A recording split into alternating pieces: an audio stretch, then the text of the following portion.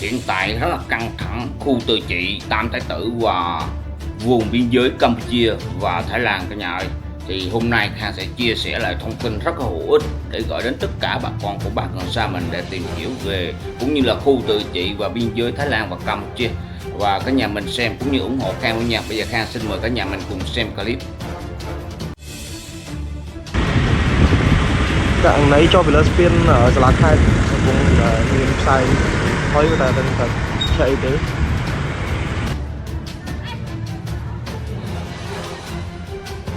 Kim 25 cho nó đỡ cho ương rồi. Sẽ tụt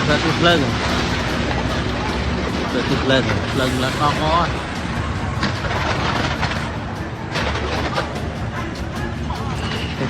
tôi từ làm màu ấy.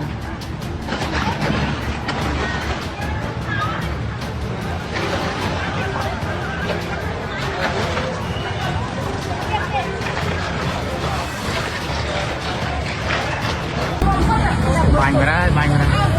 Nơi thợ mỏ đá bóng ổn thang phía thi thấy plong màu chạy sân thà kia muối bóng ổn nơi thợ mỏ đá chạy sân thà kia chân muối bóng ổn lại ní cứ mong bóng bal bóng bay bóng quân prất ní cái bóng tay tụ phlang bóng ổn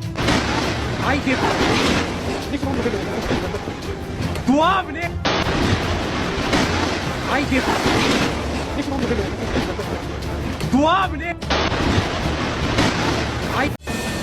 này ông bộ ơi chạy nó là chuột vào chạy nhau không nhiều chạy nhóm nó cào nó chuột miếng còn nó băng ngập lầy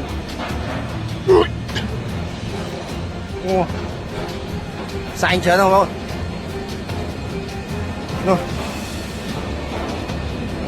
nó nẹt banh chỉ banh của nó của cho kia ca thế nó check khang bên tên đang hết chơi cái đàn môn này chơi việc này môn này uống sao tầm ở ván rót mơn mốc mong không chạm năng chơi kháng rồi sao mà em cho bài chưa mà rồi máy tay tôi bên trên này phải xanh năng mua quanh mong tập vặt lên tập vạ vô mong đỏ cò chơi kháng nào bọn ơi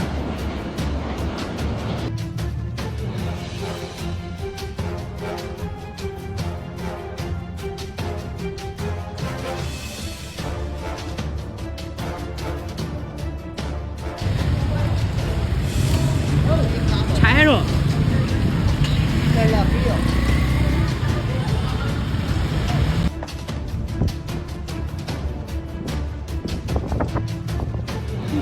lẹ nó ô khổ đòn hay cái lẹ bao nhiêu học học cái đồ tia sai việc cái lẹ nó ô khổ đòn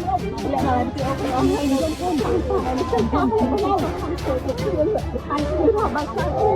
Khang vô thiệt hay mà lẹ to cũng phải có cái lại chia được tay thì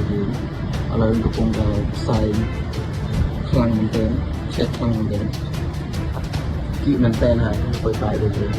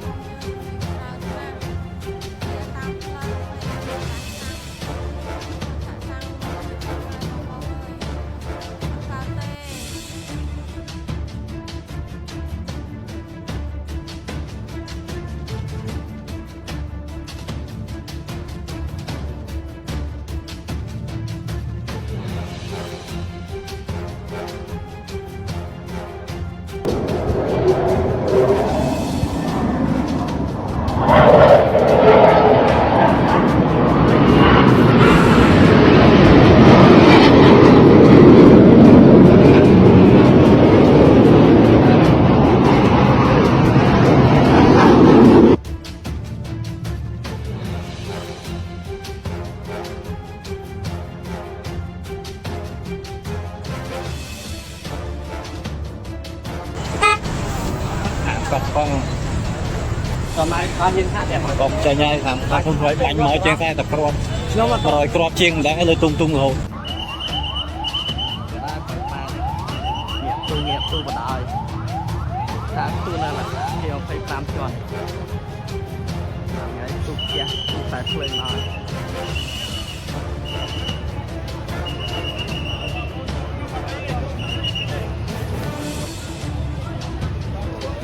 bỏ bánh bè anh kia đây Ôi ôi mày ôi vì nó tung anh ôi ôi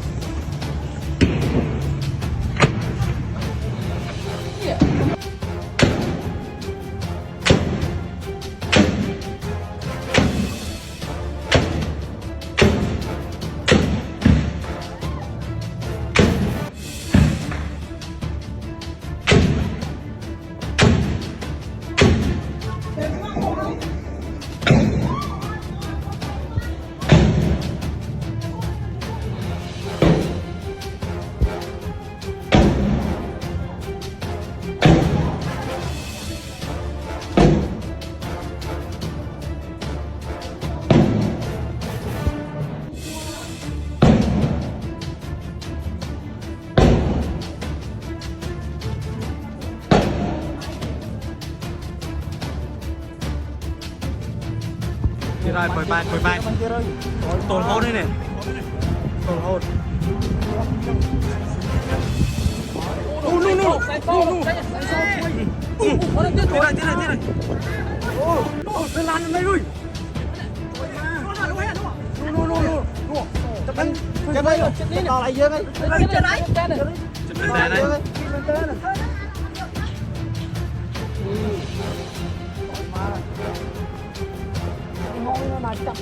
bồi bẹt lẹ đến đây cũng như là chia sẻ những hình ảnh hiện tại ở tại đất nước Campuchia. Cụ thể là những hình ảnh mà chúng ta nhìn thấy được nó vừa xảy ra vào ngày hôm qua, tức là ngày 20 tháng 12 năm 2025. Nhiều cuộc không kích cũng như là những cuộc pháo kích từ phía biên giới Thái Lan, và những hình ảnh thì chúng ta thấy được tại khu vực thuộc về tỉnh Ban Tây Men Chay. Nhiều cột khói đã bốc lên tại thành phố Boi Bet nha. Và một khu vực khác mà chúng ta đang nhìn thấy là tại tỉnh Cô Rong. Binh lính Thái Lan đã xâm nhập vào sâu vào phía bên trong lãnh thổ của Campuchia. Những hình ảnh thì chúng ta thấy là nhiều cột khói bốc lên ở tại khu vực này. Đây là một khu vực có rất là nhiều tòa nhà cao tầng. Đây là cũng là một cái khu tự trị có rất là nhiều casino nha. Cho nên thì Thái Lan họ đã không kích vào những khu vực này nhằm triệt phá những cái ổ tội phạm lừa đảo cũng như là những khu vực đồn trú của quân đội Campuchia và những cái kho vũ khí mà Campuchia đã đặt ở tại khu vực tỉnh Cô Rong cũng như là tỉnh Ban Tây Men Chay. Những hình ảnh thì chúng ta thấy nhiều khu vực Thái Lan họ đã xâm nhập rất là sâu vào lãnh thổ Campuchia và buộc binh lính Campuchia phải rút lui nha. Đây là hình ảnh thì Thái Lan đã kéo cờ lên tại khu vực đền Tamon thuộc về tỉnh Udat Men Chay nha. Những khu vực tranh chấp trong nhiều thập kỷ vừa qua thì Thái Lan đã đẩy lùi được cái quân đội Campuchia và họ đã chiếm được những cái khu vực này và họ đã kéo cờ của đất nước Thái Lan và họ hát. Chắc thế cho bang bột bạn, ai lâu ní cứ cro, toàn chụp banh cho bang bột bạn, cứ nâu tại miền bẩn to cả banh chứ bạn. bánh ngày Người bôi chứ kiểu đây chơi mà kịp thì nào mà người ta bèn mấy mà chụp anh này cao không phải Chuyện sẽ đây nha bang bột ơi bạn, này hai cứ chỉ cả liên pin rồi bắt cháu xì mà lên từ đây Campuchia bạn banh trong chộp chưa phải chia porot tại mà đong bạn.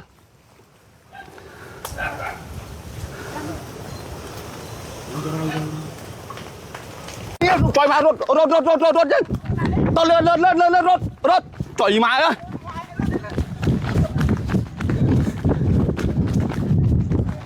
Lên mau. Bạn nấuក្នុងភូមិកំពង់សាឡាឃុំអូជ្រៅស្រុកស្រីស្រុកភូមិកំពង់សាឡា khom ô trâu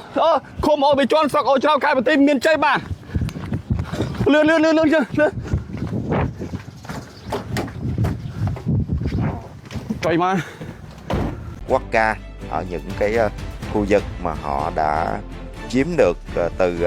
phía Campuchia nha.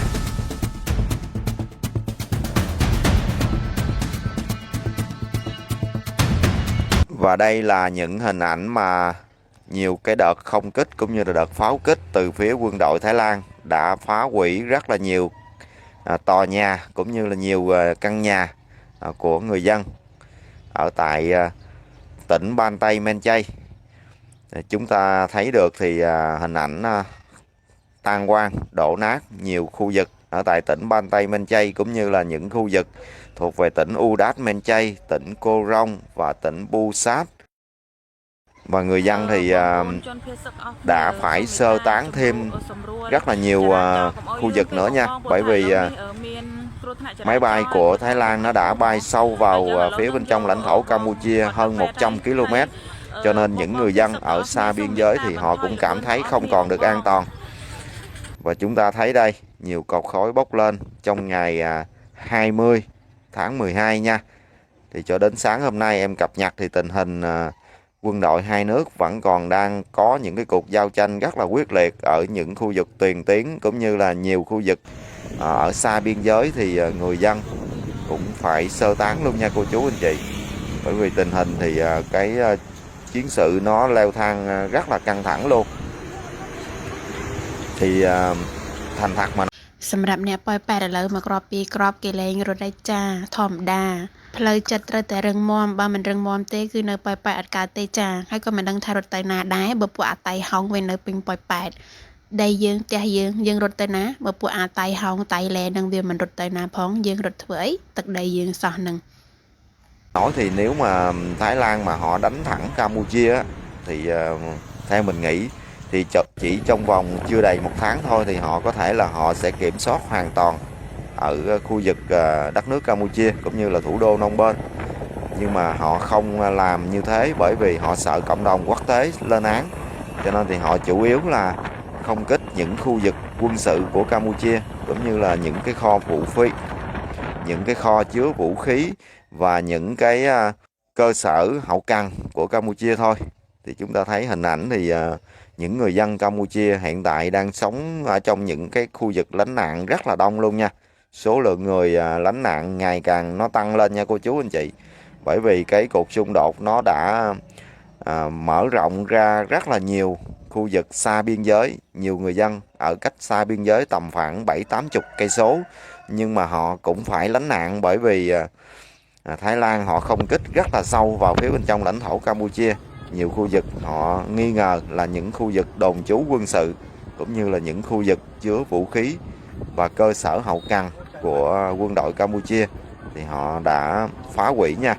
Cho nên thì cái người dân sống ở xa biên giới cũng phải lánh nạn luôn cô chú anh chị ơi. Số lượng người đi lánh nạn ở Campuchia hiện tại rất là đông, một con số phải nói là rất là đông từ trước đến nay luôn.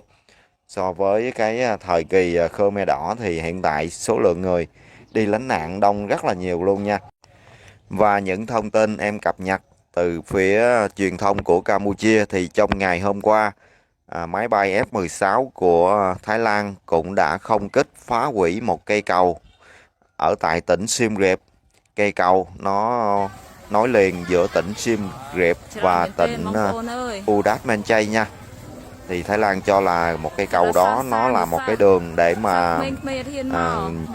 đường tiếp tế hậu cần của quân đội Campuchia, và Thái Lan họ cũng đã không kích và họ đã phá hủy cây cầu ở tại tỉnh Siem Reap nơi giáp với tỉnh Udat Men Chay.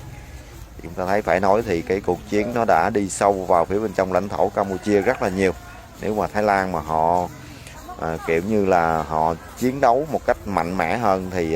อภิวัตอัปเดตคุณผู้ชมครับนี่เป็นพี่น้องประชาชนในเมืองปอยเปตนะครับที่พากันอพยพหนีกันแบบอลหม่านหลังจากเกิดเหตุเสียงดังระเบิดดังขึ้นเป็นระยะอย่างต่อเนื่องนะครับคุณผู้ชมครับเช่นเดียวกับในพื้นที่อรัญญประเทศของไทยนะครับก็ได้มีการสั่งให้พี่น้องอพยพเช่นเดียวกันเพราะว่าฝั่งกัมพูชาได้มีการระดมยิงจรวด BM-21 เข้าไปในพื้นที่ประชาชนในพื้นที่อำเภออรัญญประเทศเพราะฉะนั้นพี่น้องประชาชนตอนนี้ต้องจับตาสถานการณ์อย่างใกล้ชิดครับ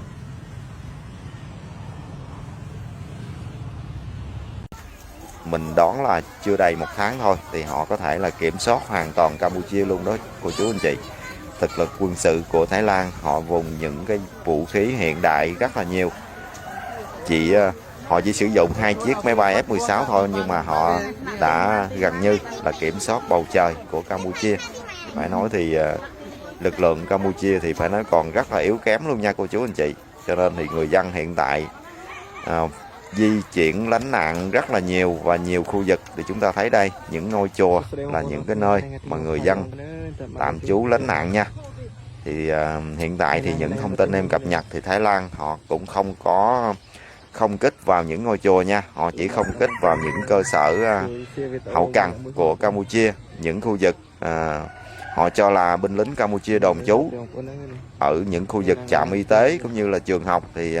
những thông tin em cập nhật thì Thái Lan họ cũng đã phá hủy 2 trường học ở tại tỉnh Banteay Meanchey và nhiều trạm y tế cũng ở tại tỉnh Banteay Meanchey. Và những hình ảnh thì chúng ta thấy nhiều người dân ở xa biên giới mà họ cũng phải sơ tán ban đêm luôn này cô chú anh chị. Bởi vì những cái chiếc máy bay F-16 nó cứ bay ở trên bầu trời thì khiến cho người dân cảm thấy cuộc sống của họ không còn an toàn nữa. Cho nên thì họ buộc phải lánh nạn nha. Chúng ta thấy khu vực này thì vào lúc ban đêm, vào đêm ngày 20 tháng 12 thì người dân thì họ cũng đã chuẩn bị đồ đạc để mà lánh nạn vào ban đêm luôn. Đây là một cái khu vực giống như là một cái ngôi chợ nhỏ ở tại những cái khu vực mà xa biên giới nha. Nói chung thì em cập nhật nhiều cái hình ảnh nó nhiều khu vực khác nhau ở tại Campuchia để chia sẻ cho cô chú anh chị mình xem và chúng ta thấy được đất nước Campuchia nó đang hỗn loạn như thế nào do cuộc xung đột này. Thì hiện tại thì những cái khu vực ở bờ biển Campuchia họ cũng đã bị Thái Lan phong tỏa luôn nha. Là Thái Lan họ phong tỏa về mặt kinh tế cũng như là về mặt tiếp tế hậu cần từ phía bên ngoài cho Campuchia. Những tàu thuyền mà qua lại ở khu vực vịnh Thái Lan cũng đã bị Thái Lan, quân đội Thái Lan họ kiểm soát ở ngoài khơi của cái vùng biển của vịnh Thái Lan nha. Cho nên thì tình hình hiện tại ở Campuchia thì phải nói thì đã bị Thái Lan kìm hãm rất là nặng nề luôn. Kinh tế thì cũng rất là khó khăn do cái cuộc xung đột này nha cô chú anh chị.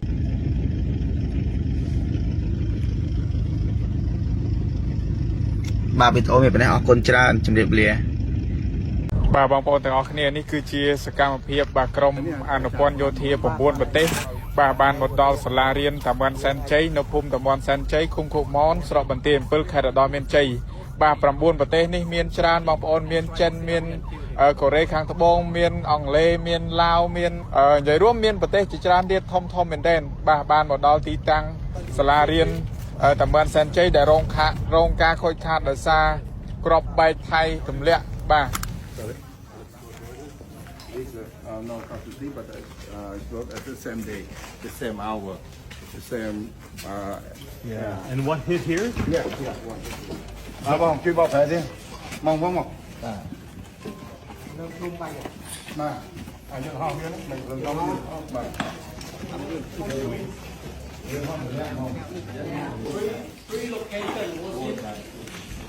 So four locations was hit in the same sortie in this area carried out by the strike of Thai forces.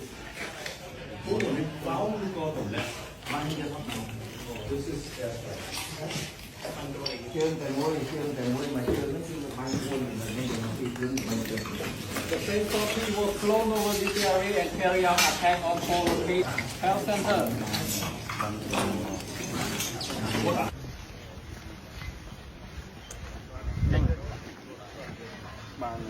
Và những hình ảnh thì sáng nay nhiều người dân ở cách xa biên giới cũng phải lên đường lánh nạn nha. Tình trạng thì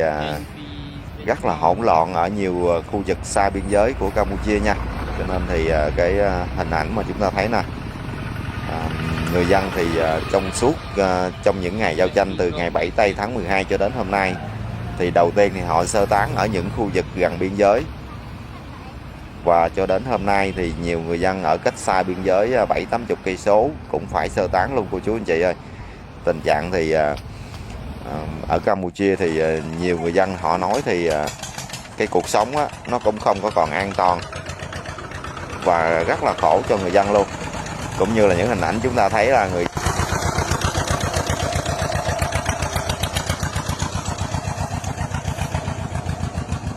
Chanh tới đây, số tiền sát. Kim sọc tới đây. Pin ta ta.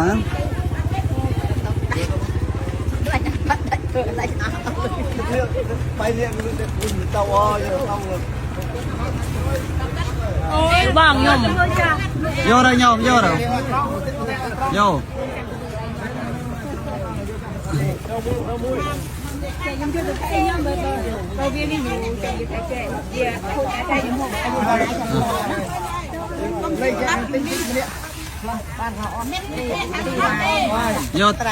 Vô tam tana nhom bạch rư rê bật lê chắp banana vô nông tâu. Prom bạch rư tê prom thma nè tâu đa bên bát kia thôm kia này có bên tận nia tiền thì nhom râm ban mộp này cho nặng banana vô nông tâu. Ôn này ăn vô đây tụ. Ôi mẹ môខ្លួនem mà mẹ chưa đâu hay ăn đi đâu.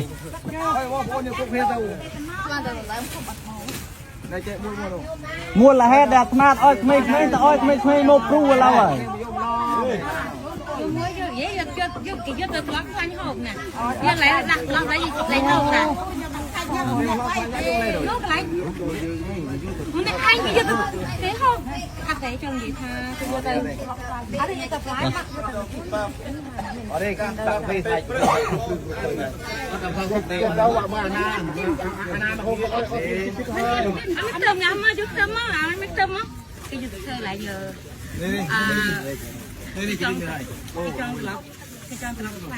Tự vô cho mong tự thế này.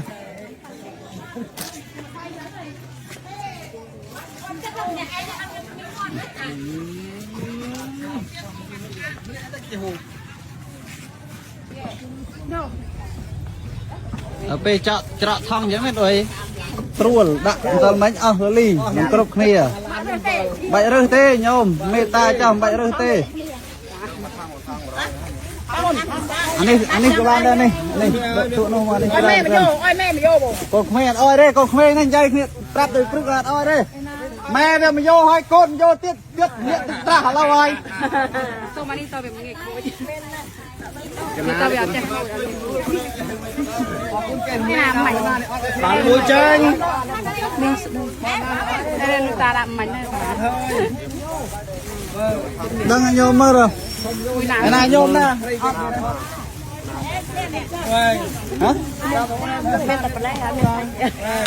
Đây nhôm này. Ở trên ban đến mình. Nhôm ban đấy. Mơ ban nhận tình tôi cho. Đây nhôm này. Anh chờ này. Đâu. Nè này chờ này kia đâu. Này nhông trai. Ôi muaខ្លួនឯងញោមមកអត់ទៅអត់ស្មាតបានអុយផ្ញើទេអត់ចិត្តទីដល់អត់ហូបទៅញោមប្រាប់មួយម៉ាត់ទៅចេះថាអាត្មាអ្នកផ្ដាំចិត្តអត់ញោមហើយសាប់ឲ្យលោកឃោសនាឃោសនាផងទិញផងញោមទិញផងឃោសនាផងបើបានទិញគឺចាបានមកតាមមកខាងជនពេញអត់យកទេអត់មែនយកចា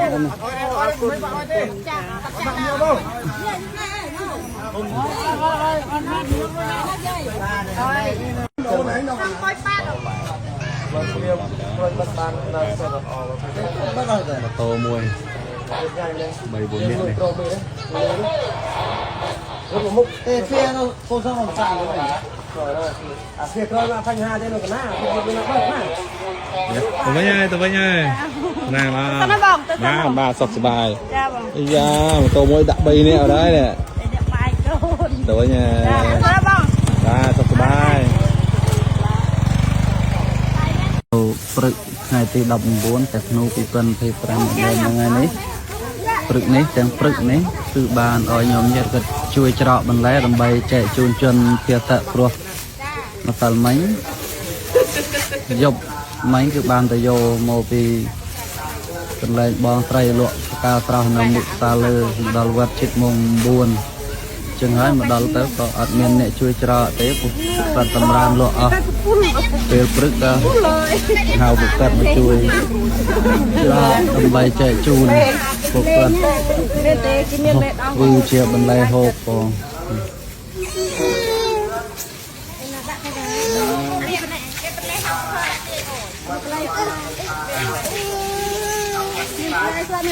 កាស៊ីណូឯរមួយម៉ោងប្រហែលលន់វឺទៀតមេអើយណាចោលហើយ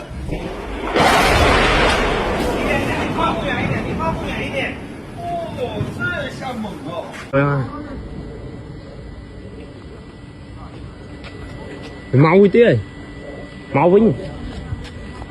មែនទេវានោះមួយទៀតនោះមួយទៀតហ៎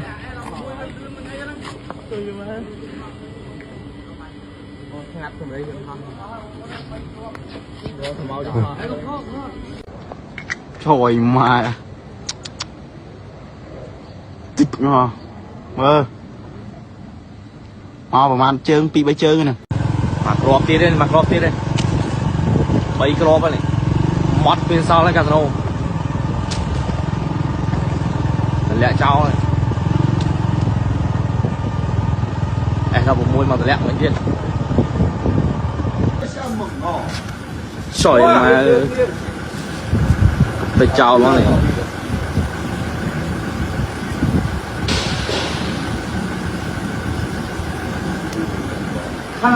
lẹ một môi mà ai là một môi thì lẹ ba một môi mà tích rồi đây ai là một môi chọi giờ to thlam nên nhắm thlam hoa thì nó cùng chi và thlam mai nó có những sang say nên đừng lại kia nên đừng lại đi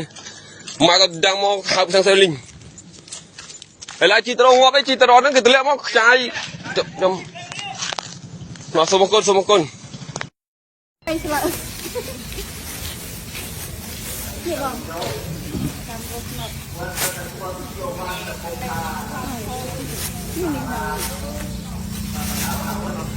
đa khăn má đã chung được sọ thà bạn khăn năng mà đôm đã sọ bùn là vì dân ai thì bán ai chạy đầm lệ bán thì với những nhóm còn của man ngày nên tao bán tăng bán ấy tên người học còn đến người học lao cai tao ấy tên nhóm cùng là người học lao chặt tiền tao về nhà tôi này tôi nó tầm bay bán cục cật hộp bán cục cật ra tam lập thiệp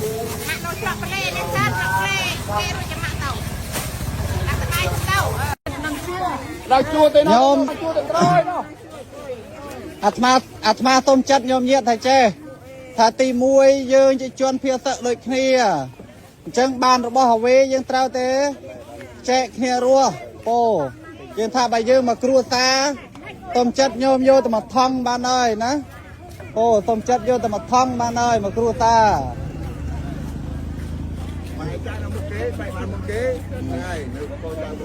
ta nhôm mới trôi chua và ăn cướp kia thằng bôn đây bọn ơi nhôm cái này vô mun còn tay mà cua ta ta mui đấy nhôm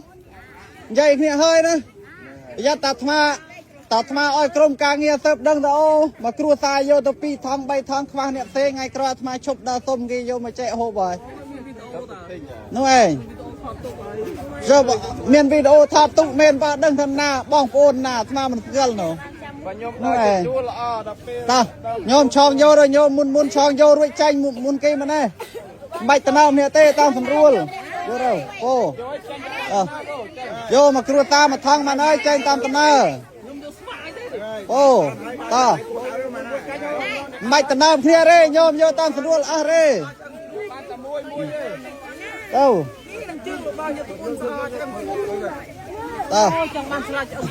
cột mê công vô mầm em đi chăng mà vô hay công vô tiếp ở đây cột mê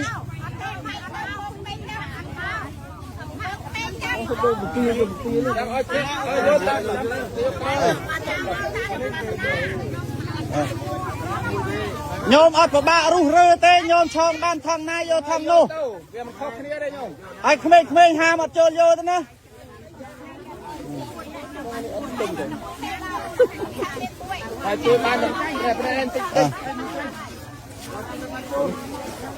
nhôm nô nô vô rồi nhôm vô vô ban tầm mui đây ôi một cái ta tiền vô hun anh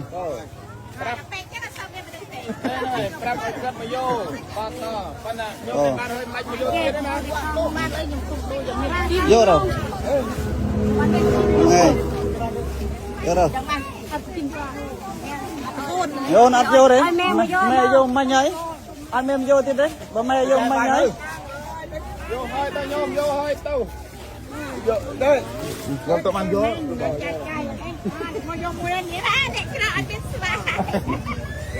nó sbai nó nhôm chân rồi vô này កូនយើងទៅទាំងសាំងមកចាញ់ដំណើរមកដើរពូម៉ែបងប្អូនអើយនេះដោយសារតែស្នាដៃចោសៀមវាតម្លាក់ក្របបែកមកទៀតហើយពូម៉ែបងប្អូនអើយសួស្តីបងប្អូនអរគ្នាថ្ងៃទី20បងប្អូនអើយតែមកទៅទៀតថ្ងៃណាយ៉ាងទៅទៀតវិញទេលំបាកដល់បងប្អូនអើយជួយshare វីដេអូម្នាក់មួយផងបងប្អូនមានអីហូបទេបងប្អូនហ្នឹងថ្ងៃណាទៅទៀតវិញទេ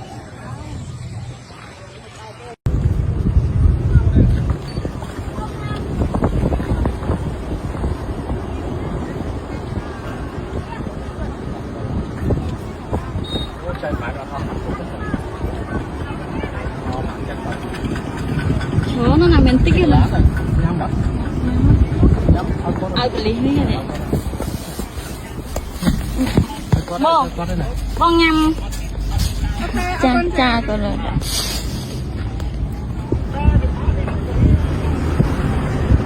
miền tròn miền tên bông cô ơi thật là xa xa nữa xa sao mình thiên mò mà âu sao gặp chun mò chẳng cái là bông ôn là sả ở chỗ riêng có trong riêng bông ôn có trong riêng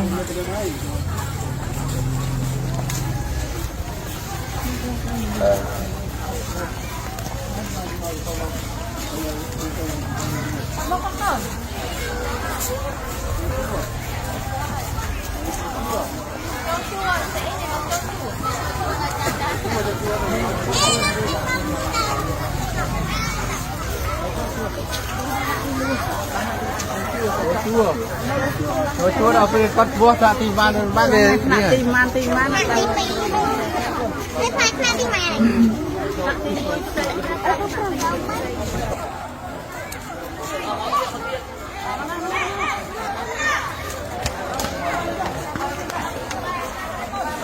bàបងប្អូនទាំងអស់គ្នានេះគឺជាសកម្មភាពបាទក្រុមអនុព័ន្ធយោធា9ប្រទេស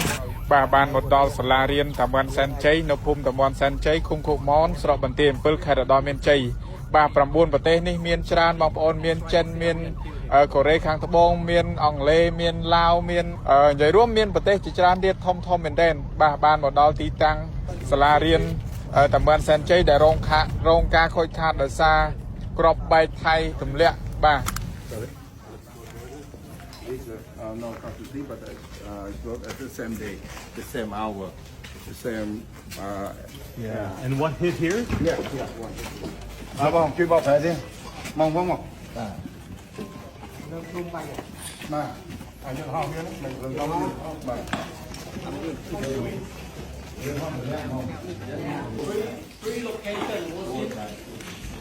So four locations was hit in the same sortie in this area, carried out by the strike of Thai forces.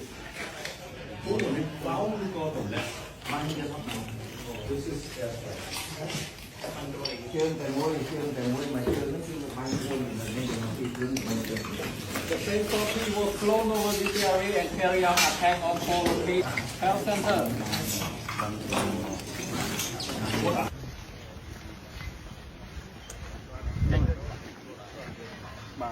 Rồi nãy giờ cả nhà mình cũng đã xem hết video, cả nhà mình có ý kiến gì thì để lại comment cho Khang biết luôn nha. Khang sẽ tiếp tục ra clip tiếp theo để gửi đến tất cả bà con cô bác gần xa mình nha. Bây giờ Khang sẽ xin chào cả nhà mình.